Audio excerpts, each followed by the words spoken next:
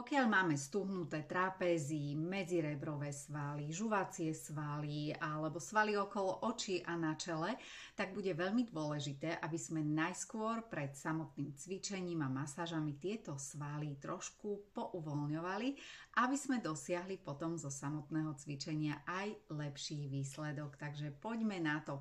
Najskôr sa pohodlne usadíme, snažíme sa pekne vystrieť chrbátik, zatiahnuť ramená od uší dole a vytiahnuť sa tak, ako by nás niekto ťahal za takú tú pomyslenú šnúročku smerom hore. Najskôr rozcvičíme trošku ramená. Aspoň 3 opakovania vzad a 3 vpred. Samozrejme, pokiaľ budete cítiť, že tie svaly sú stále také stuhnuté, môžete si počet opakovaní aj pridať. Takže zakrúžime pred a vzad. Teraz priložíme pravú dlaň na ľavý spánok a pomaličky s výdychom ťaháme hlavu k pravému ramenu. Vždy pri tvárovej joge sa snažíme dýchať nosom. Nádych aj výdych. Nádych, vymeníme ruky, priložíme ľavú dlaň na pravý spánok a pomaličky ťaháme hlavu k ľavému ramenu. Nikdy nejdeme cez bolesť, na silu.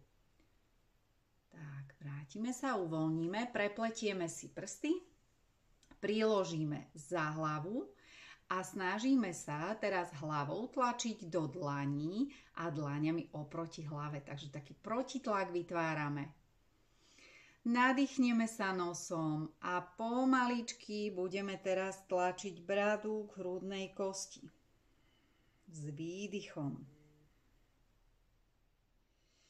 Uvoľníme, nadýchneme sa a vrátime sa do tejto našej pôvodnej polohy. Pokračujeme uvoľňovaním trapézových svalov. Priložíme si prsty dláne dozadu na trapézy, zaboríme tie prsty do svalov a masírujeme smerom dopredu až ku kľúčným kostiam. Znovu zopakujeme. Druhýkrát. A ešte tretí.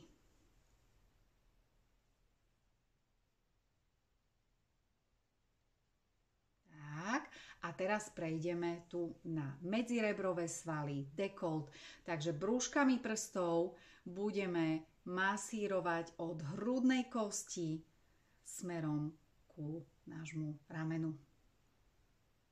Aspoň 3-4 krát. Druhá strana.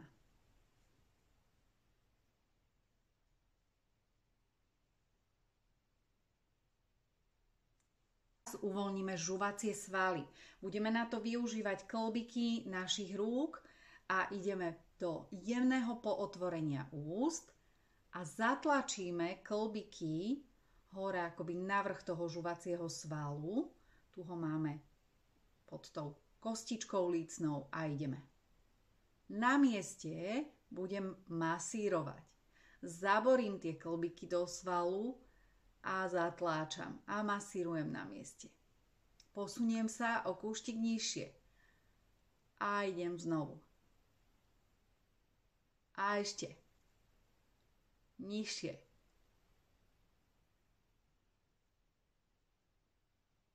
Pokiaľ máme veľmi stuhnuté žuvacie svaly, tak budete cítiť, že vás to bude aj trošičku bolieť.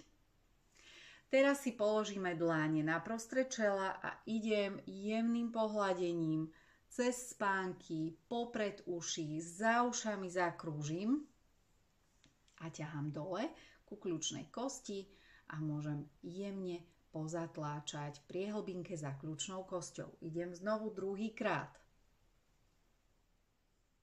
1, druhý, tretí a ťahám dole. Pozatláčam. Ešte jedenkrát.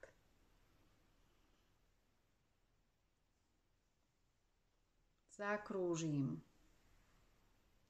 Tak.